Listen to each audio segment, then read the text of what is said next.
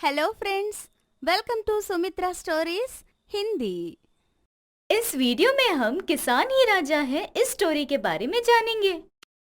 गंगापुर नाम के गांव में उपेंद्र नामक जमींदार रहता था। वो आसपास के 30 छोटे छोटे गांवों का मुखिया था। इसलिए सारे लोग उपेंद्र को बहुत सम्मान दिया करते और उसी तरह वो भी सभी लोगों का बहुत अच्छे से ध्यान रखा करता। ऐसे उपेंद्र को रविंद्र नाम का बेटा था। वो पैसों के आसपास पैदा होकर पैसों वाला जमींदार का बेटा होने पर उसे मेहनत का एहसास ही नहीं था। कौन तकलीफ में है इसका भी अंदाजा नहीं था। इसलिए उसके सामने दो मीठे शब्द बोलने पर, उसकी तारीफ करने पर लाखों रुपए खर्च कर देता उन पर। बहुत ही लग्जूरियस लाइफ जी रहा था वो। एक दिन उपेंद्र अपने बेटे से ऐसे कहता है, रवि, तुम्हारी आदतें और खर्च करने का तरीका मुझे बिल्कुल पसंद नहीं आ रहा।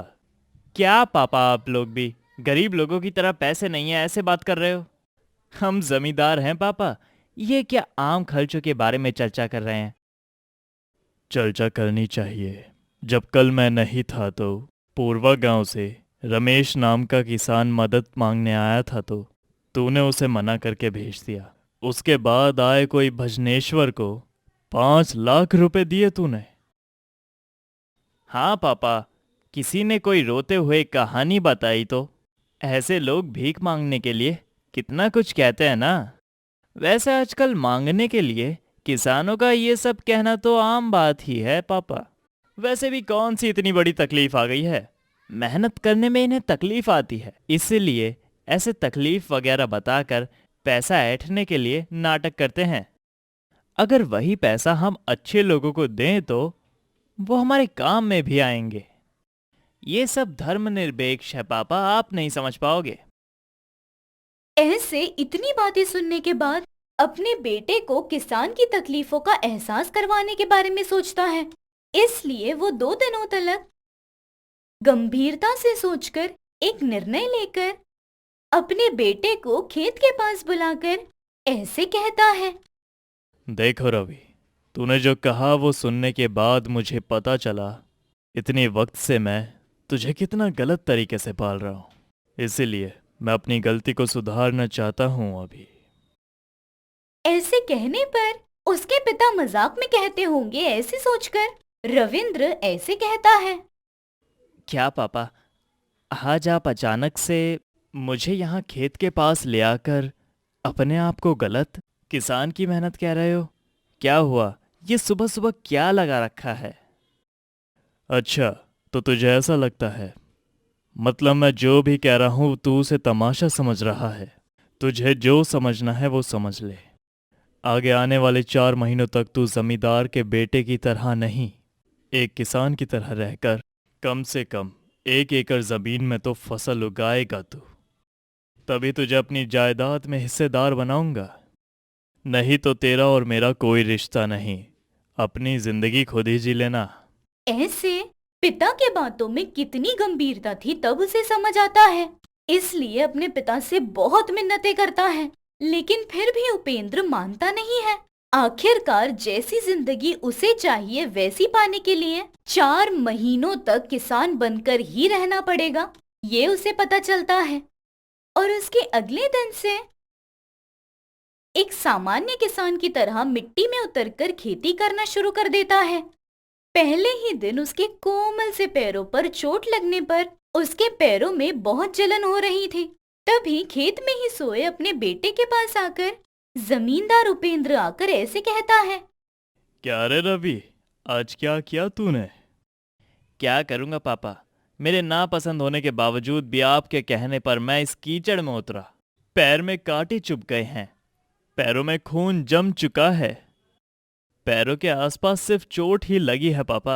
ऐसे मासूमों की तरह अपने अनुभव के बारे में बताता है। तब उपेंद्र उससे ऐसे कहता है, तो मतलब पहले दिन ही तुझे मेहनत का पूरी तरह से एहसास हो चुका है।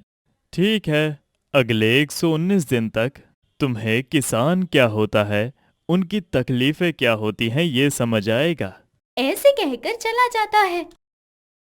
उसके अगले दिन उपेंद्र रमेश नाम के किसान को अपने घर बुलाकर ऐसे कहता है, रमेश, परसों जब मैं गांव में नहीं था तब आप मदद के लिए इसके पास आए थे ना।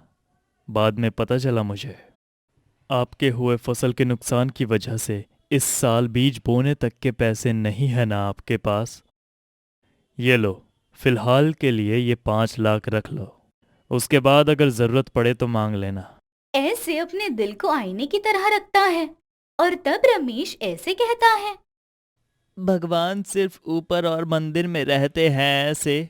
हमारे बड़े बुजुर्ग हमें कहानी सुनाते थे, वो हमें धोखा देते आ रहे हैं।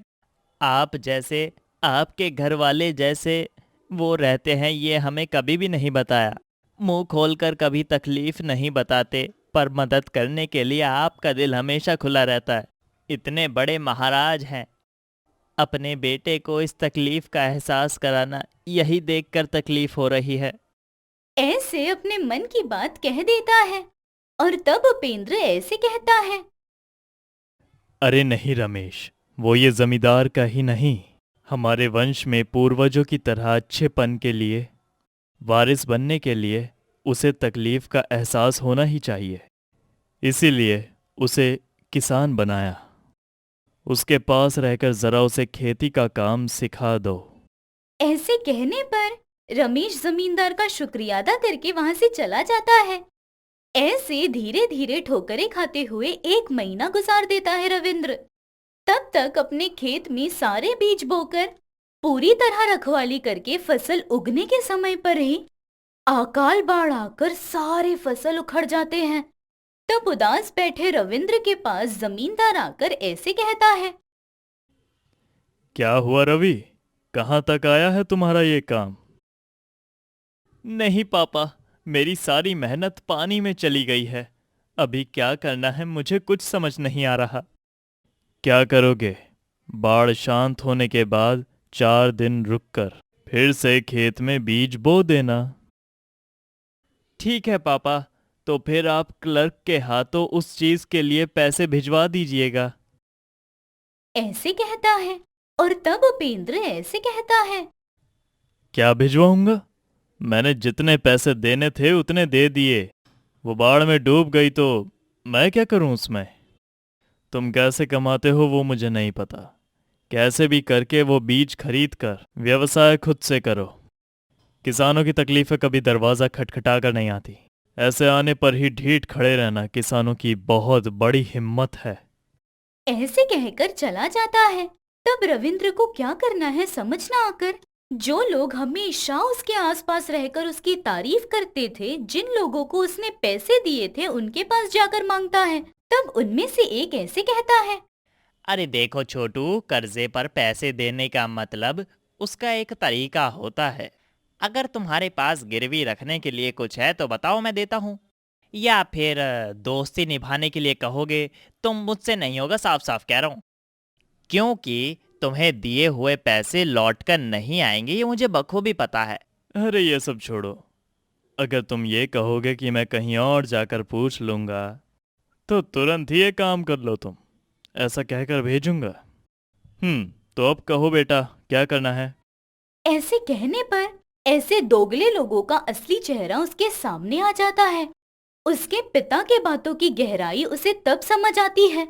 ऐसे बीज के लिए पैसे इकट्ठा करने में बहुत कोशिशों के बाद भी उसे कहीं से पैसे नहीं मिलते। तब उदास बैठे रवि के पास रमेश आकर ऐसे कहते हैं। अरे बेटा, अगर आप बुरा ना माने तो मेरे लाए 5 एकड़ जमीन के बीजों से मैं आपको 1 एकड़ जमीन के बीज दे देता हूँ। उनसे व्यापार करना शुरू कर दीजिए बेटा। ऐसे कहते हैं। तब रवि आश्चर्य होकर ऐसे कहता है। ये क्या रमेश, पिछली बार फसल उखड़ गई है, इस बार 5 एकड़ जमीन में फसल निकालने पर ही तुम बाहर निकलोगे। ऐसे में मुझे 1 एकड़ जमीन के बीज दोगे तो आपकी 1 एकड़ जमीन खाली रह जाएगी। हाँ वो तो है, लेकिन अगर मैंने आपको वो दे दिया तो मालिक के परीक्षण में आप सफल हो जाओगे ना। मेरे लिए क्या है, तकलीफ कोई नई बात थोड़ी है। ऐसे कही हुई बातों में एक किसान का मन कैसा होता है, दूसरा किसान अगर तकलीफ में हो तो एक किसान को कितना बुरा लगता है, अंदर से कितना हिला देती है, ये समझ आता है। उसके पिता ने उसे जो सिखाने के लिए ये शर्त रखी थी वो तब उसे समझ आती है। आखिरकार अपनी जरूरत के लिए रमेश के पास से बीज लेकर अपने खेत में बोकर उनके अंकुरित होने के पश्चात उनका अच्छे से ख्याल रखकर अपनी जमीन में फसल का इंतजार करता है। उपेंद्र की इच्छा के अनुसार रवि उसमें सफलता पाता है। तब घर बुलाकर उपेंद्र अपने बेटे से ऐसे कहता है। अब बताओ रवि, किसान क्या होता है पता चला तुम्हें? हाँ पापा, किसान राजा हैं। उनके पास कुछ हो या ना हो, 4 लोगों में बांटने का मन रखने वाले राजा हैं। अपने पेट को मारकर दूसरों के पेट को भरने वाले राजा है वो।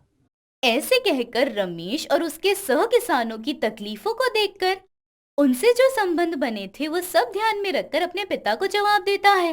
वो जवाब सुनने के पश्चात उपेंद्र की सारी चिंता दूर हो जाती है। उसके बाद पूरी तरह बदलकर महल की जिम्मेदारियां उठाकर अपने लोगों की तकलीफों को जानकर अपने वंश की परंपरा को कायम रखते हुए आ रहा था रवि। कहानी आखिर तक देखी है, मतलब थोड़ी बहुत तो पसंद आई होगी ना। हो सके तो लाइक कीजिए, संभव हो तो शेयर कीजिए और ऐसी ही कहानियों के लिए हमारे हिंदी चैनल को सब्सक्राइब भी कीजिए।